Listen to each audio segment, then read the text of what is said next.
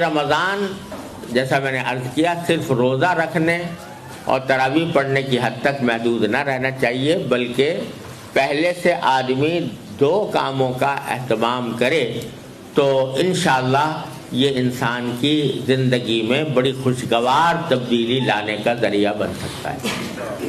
دو باتیں، ایک بات یہ کہ اس رمضان کے مہینے میں اس بات کا تو پکا عزم کر لے انسان کہ اس پورے مہینے میں انشاءاللہ کوئی گناہ نہیں کروں گا،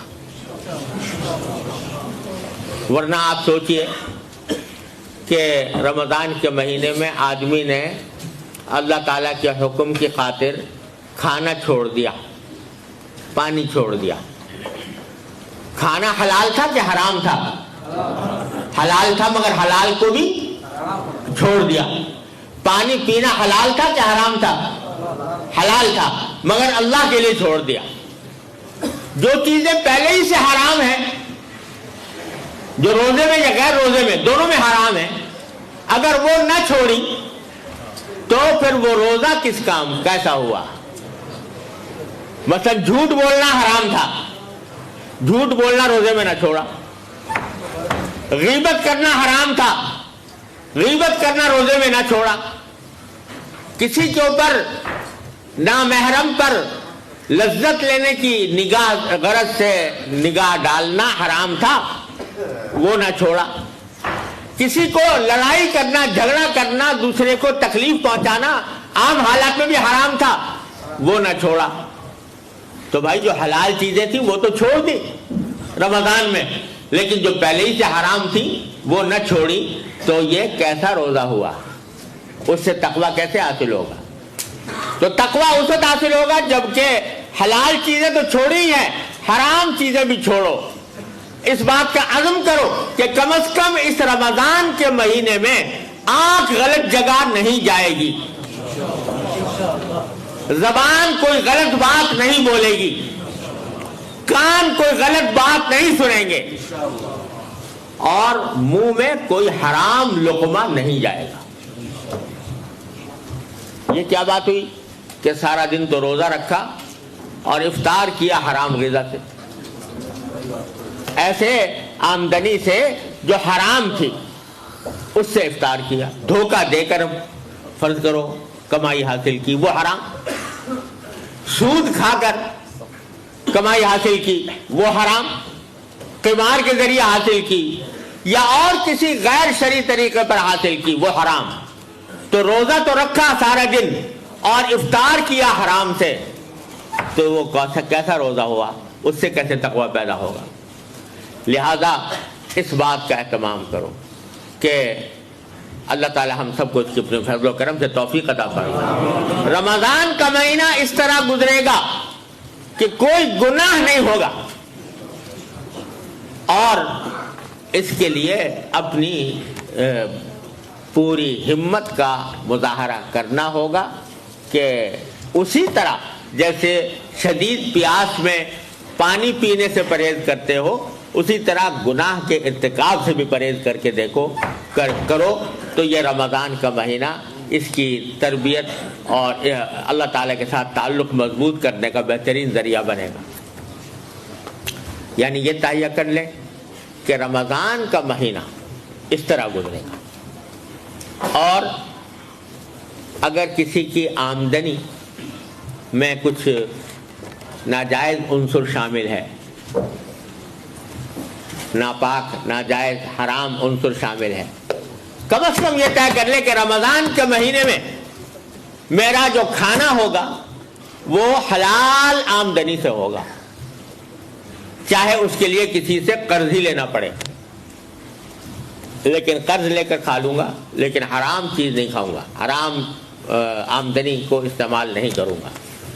یہ اللہ تبارک و تعالیٰ اپنے رحمت سے یہ ہمیں اس کے عزم کی توفیق عطا فرمائے۔ رمضان کا مہینہ اس طرح گزاریں گے، گناہ نہیں۔ ایک بات، دوسری بات یہ کہ رمضان کا مہینہ در حقیقت اس لیے آتا ہے تاکہ ہمارا اللہ تعالیٰ کے ساتھ جو تعلق دنیاوی مشاغل کی وجہ سے ڈسٹرب ہو گیا ہے اس کو بحال کیا جائے، اس کو ریسٹور کیا جائے اور اس کو بہتر طریقے پر اس کے اندر ترقی پیدا کی جائے۔ اس کے لیے دوسرا کام یہ ہے کہ نفلی عبادتیں جو فرض نہیں ہیں، واجب نہیں ہیں، لیکن نفلی عبادتیں عام دنوں سے زیادہ کی جائیں۔ مثلا قرآن کریم کی تلاوت یہ بہترین عبادت ہے، وہ جتنی زیادہ سے زیادہ قرآن کی تلاوت ہو سکے وہ کی جائے۔ اسی طرح بہت سی نفلی نمازیں ایسی ہیں جو عام دنوں میں پڑھنے کی توفیق نہیں ہوتی، تہجد پڑھنے کا موقع نہیں ملتا، لیکن اس وقت رمضان کے اندر یہ طے کر لیں کہ رمضان میں ہم تہجد کا بھی اہتمام کریں، یعنی اس میں آدمی سحری کھانے کے لیے تو اٹھتا ہی ہے نا، تو تھوڑا سا پہلے اٹھ جائے اور کچھ تہجد کی رکعتیں تہجد کی نیت سے پڑھ لے۔ اشراق تو اوابین یہ جو نفلی نمازیں ہیں ان کا عام دنوں میں اہتمام نہیں ہوتا، تو آدمی یہ سوچ لے کہ میں اس میں زیادہ اہتمام کروں گا۔ تو دو باتیں ہو گئی، ایک گناہوں سے بچنے کا اہتمام، دوسرا نفلی عبادتوں کی کثرت جن میں قرآن کریم کی تلاوت سر فہرست ہے، جتنا زیادہ ہو سکے۔ حدیث میں رسول کریم صلی اللہ علیہ وسلم کا معمول یہ آیا ہے کہ ہر رمضان میں حضرت جبریل امین علیہ السلام آ کر قرآن کریم کا دور کیا کرتے تھے حضور اقدس صلی اللہ علیہ وسلم، اور جس سال آپ کی وفات ہوئی تو 2 مرتبہ دور کیا اس سال، تو اور پھر بزرگوں کا معمول شروع سے چلا تھا۔ قرآن کریم کو رمضان سے خاص نسبت ہے، تو بزرگوں کا معمول شروع سے چلا آتا ہے کہ رمضان کے مہینے میں قرآن کریم کی تلاوت کی مقدار اپنی معمول کی مقدار سے بہت بڑھا دی جاتی ہے، بڑھا کر تلاوت کرتے ہیں۔ تو یہ نفل عبادتوں کا اہتمام، گناہوں سے بچنا اور نفلی عبادتوں کا اہتمام، یہ 2 باتیں، لیکن یہ اس وقت ہوں گی کہ رمضان کے آنے سے پہلے ابھی سے انسان رمضان کے لیے کچھ پلاننگ کرے، یعنی ایسی پلاننگ کرے کہ جس میں اس کو اس بات کا کے لیے اہتمام کرے کہ مجھے رمضان میں ان کاموں کے لیے زیادہ وقت ملے، اپنی دوسری مصروفیات کو جتنا کم کر سکے بغیر کسی کا حق مارے ہوئے، اگر جتنا کم کر سکتا ہے اس کو کم کرے اور نفلی عبادتوں کے اوقات کو بڑھائے اور گناہوں سے بچنے کا اہتمام کرے۔ جو مواقع ہوتے ہیں گناہوں میں مبتلا ہونے کے، ان مواقع پر جانے سے پرہیز کرے اور پہلے سے اس کا منصوبہ بنائے کہ رمضان کے مہینے میں اپنے شب و روز کے معمولات، میرے دن رات کے معمولات کس طرح ہوں گے، پہلے سے یہ پلاننگ کریں۔ تو جب شروع ہوگا رمضان تو انشاءاللہ ان 2 باتوں کا جب اہتمام ہوگا تو اللہ تعالیٰ کی رحمت سے جو اس کا اصل مقصد ہے کہ انسان کی زندگی میں تبدیلی آئے، وہ تقویٰ کی طرف بڑھے، اس کا اللہ تبارک و تعالیٰ کے ساتھ تعلق مضبوط ہو، وہ انشاءاللہ فائدہ حاصل ہوگا۔ اور ایک خوشخبری بھی ہے جو حضور اقدس نبی کریم سرور دو عالم صلی اللہ علیہ وسلم نے عطا فرمائی ہے۔ خوشخبری یہ عطا فرمائی ہے کہ آپ نے فرمایا کہ من سلم لہ رمضان سلمت لہ السنہ، یعنی جس شخص کا رمضان سلامتی سے گزر جائے اس کا پورا سال سلامتی سے گزرے گا۔ یہ سرکار دو عالم صلی اللہ علیہ وسلم کا وعدہ ہی نہیں ہے، بشارت ہے، خوشخبری ہے کہ رمضان سلامتی سے گزر گیا تو انشاءاللہ سارا سال سلامتی سے گزرے۔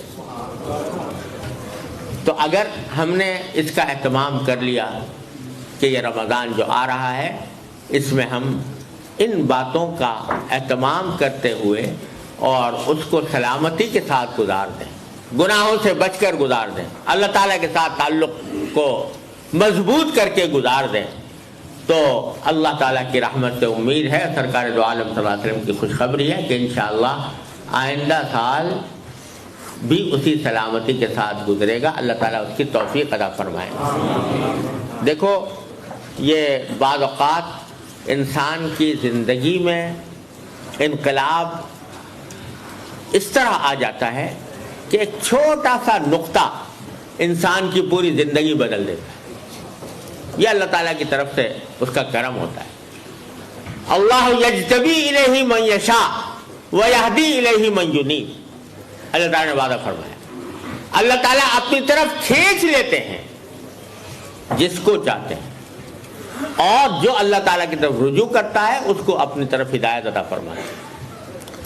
تو میرے شیخ حضرت عارفی قدس اللہ تعالیٰ سرہ, اللہ تعالیٰ ان کے درجات بلند فرمائے, وہ ایک بڑی تسلی کی بات فرمایا کرتے تھے جس سے بڑی تسلی ہوتی. علماء حضرات موجود ہیں, وہ اس کا صحیح لطف محسوس کریں گے. وہ فرماتے تھے کہ اللہ یجتبی الیہ من یشاء, اس میں یشاء کی ضمیر جو ہے تو وہ بظاہر اللہ تعالیٰ کی طرف راجع ہے کہ اللہ تعالیٰ اپنی طرف کھینچ لیتا ہے جس کو چاہتا ہے. حضرت فرماتے ہیں کہ اس میں ایک احتمال یہ بھی ہے کہ یشاء کی ضمیر من کی طرف راجع ہے, یعنی اللہ تعالیٰ کھینچ لیتے ہیں اپنی طرف اس کو جو کھینچنا چاہے. اللہ یجتبی الیہ من یشاء, یعنی جو چاہے کہ مجھے اللہ تعالیٰ کھینچ لے, اللہ اس کو بھی کھینچ لیتے ہیں اپنی طرف. ہاں جو کھینچنا ہی نہ چاہے تو پھر اس کا تو کوئی علاج نہیں, لیکن جو کھینچنا چاہتا ہو کہ اللہ تعالیٰ مجھے کھینچ لے, اس کو اللہ تعالیٰ کھینچ لیتے. تو اس کے معنی کیا ہوئے کہ اگر ہم چاہیں گے کہ اللہ تعالیٰ ہمیں اپنی طرف کھینچ لے تو اللہ تعالیٰ کھینچ لیں گے. اور چاہنے کا مطلب یہ ہے, اللہ کے کھینچنے کا چاہنے کا مطلب یہ ہے کہ قدم بڑھاؤ, ارادہ کرو, ہمت کو تازہ کرو, عزم کو تازہ کرو, اور ایک قدم بڑھا دو گے. اللہ تعالیٰ فرماتے ہیں جو میری طرف ایک قدم بڑھ کر آتا ہے میں اس کی طرف 2 قدم بڑھ کے جاتا ہوں. جو میری طرف ایک بالش آتا ہے میں 1 ہاتھ اس کے آگے جاتا ہوں. جو 1 ہاتھ میرے پاس آتا ہے تو میں 2 ہاتھ اس کے آگے جاتا ہوں. اللہ تعالیٰ کا یہ حکم ہے. الذین جاہدوا فینا لنہدینہم سبلنا, جو ہمارے راستے میں کوشش کرتے ہیں ہم ان کو پکڑ کر اپنے راستے پر لے جاتے ہیں. یہ اللہ تبارک و تعالیٰ کا وعدہ ہے, معمولی بات نہیں ہے. ایک جب بچہ ہوتا ہے وہ شروع میں جب چلنا سیکھتا ہے تو چلنا نہیں آتا, ماں باپ اس کو چلانے کی عادت ڈالنا چاہتے ہیں. تو ابھی وہ کھڑا ہونا سیکھا ہے, اس نے چلنا نہیں سیکھا, تو ماں باپ اس کو بلاتے ہیں آؤ, اور وہ ڈرتا ہے آتے ہوئے. اگر آئے گا آگے بڑھے گا تو 1 آدھ قدم بڑھا کر گرنے لگتا ہے, لیکن باپ گرنے نہیں دیتا. جب 1 قدم بڑھاتا ہے تو باپ اس کو گود میں اٹھا کر اس کو گرنے سے روک لیتا ہے. جو شخص اللہ جل جلالہ کی طرف بڑھتا ہے تو اللہ تعالیٰ اس کو گرنے نہیں دیتا, اللہ تعالیٰ گرنے نہیں دیتے, اس کو اٹھا لیتے. اور جب باپ ایسا کرتا ہے تو اللہ جل جلالہ کی رحمت و شفقت تو باپ سے کہیں زیادہ. لہذا گھبراؤ نہیں, مایوس نہ ہو. اپنے حالات کا جائزہ جب لیتے ہو تو اس میں مایوسی کو راہ نہ دو. اللہ تعالیٰ نے توبہ کا دروازہ کھول رکھا ہے. جب کبھی گرنے لگو اللہ تبارک و تعالیٰ کو پکارو, یا اللہ میں گرنے لگا ہوں مجھے سنبھال لیجیے. اللہ تعالیٰ سنبھال لے. اور اگر پھر بھی گر پڑو تو پکار لو ان کو کہ استغفر اللہ ربی من کل ذنب واتوب الیہ, میں اللہ تعالیٰ سے استغفار کرتا ہوں, توبہ کرتا ہوں, تو اللہ تعالیٰ فوراً معاف فرما دے. یاد رکھو یہ توبہ اور استغفار ایسی چیز ہے کہ اللہ تبارک و تعالیٰ نے سارے گناہوں کا تریاق اتنا آسان بنا دیا. شیطان کو اللہ تعالیٰ نے بے شک پیدا کیا اور انسان کے دل میں نفس بھی رکھ دیا، رفتانی خواہشات بھی رکھ دی جو انسان کو گناہوں کی طرف لے جاتی ہیں.